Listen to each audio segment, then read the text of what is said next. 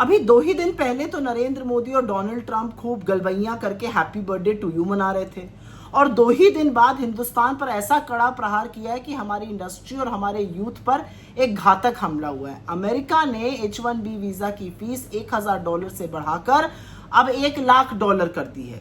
इसका सीधा प्रभाव हमारी इंडस्ट्री पर होगा, हमारे यंग लोगों पर होगा, हमारे जूनियर लेवल के लोगों पर होगा जो अमेरिका जाते हैं। इसका सीधा प्रभाव जॉब अपॉर्चुनिटीज पर होगा, जिस तरह की जॉब अमेरिका में मिल सकती थी भारतीयों को। और एक बात याद रखिएगा, H1B का जो पूरा पूल होता है उसमें से करीब करीब 72-73% इंडियंस हैं जो H1B वीजा यूज करते हैं। मतलब इसका सबसे करारा प्रहार इंडियंस पर आएगा। करीब 5 लाख इंडियंस अभी भी H1B वीजा पर यूएस में हैं। अगर इनमें से कुछ को भी आना पड़ा तो वो लाखों की संख्या होगी। स्थिति कितनी भयावह है सोच लीजिए। बच्चों की फीस, लोग घर पैसे भेजते हैं, इस पर भी बहुत बड़ा प्रभाव पड़ेगा। जो हिंदुस्तान रेमिटेंस आती है विदेशी देशों से, जो लोग वापस पैसे भेजते हैं हिंदुस्तान, उस पर फर्क पड़ेगा।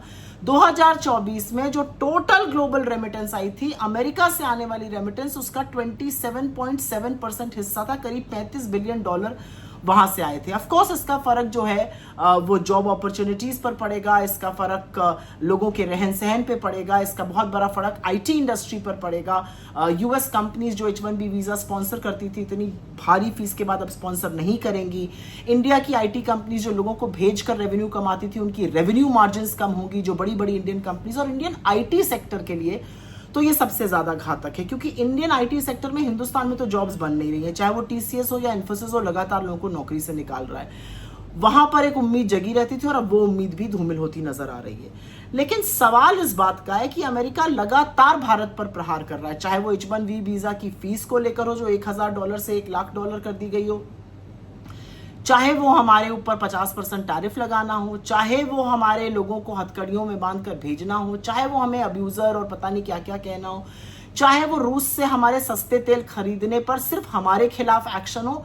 लगातार अमेरिका हमारे खिलाफ एक्शन कर रहा है। तो ये जो मोदी जी डोनाल्ड ट्रंप को अपना मित्र बताते हैं और उनके कुछ अच्छा लिखते ही लपक के गलबैयां करने लगते हैं ट्विटर पे, और हैप्पी बर्थडे टू यू सुनकर बिल्कुल ही भाव विभोर हो जाते हैं, आपकी इन सब दोस्तियों का फायदा क्या है? देश को क्या मिल रहा है? देश के खिलाफ अमेरिका लगातार एक्शन ले रहा है और मोदी जी आप मूक दर्शक बने हुए। ना इंडियन इंडस्ट्री के लिए आप कुछ कर पा रहे हैं और ना हमारे होनहार जवान लोगों के लिए, युवाओं के लिए, उनके भविष्य को सुरक्षित करने के लिए आप कुछ कर पा रहे हैं।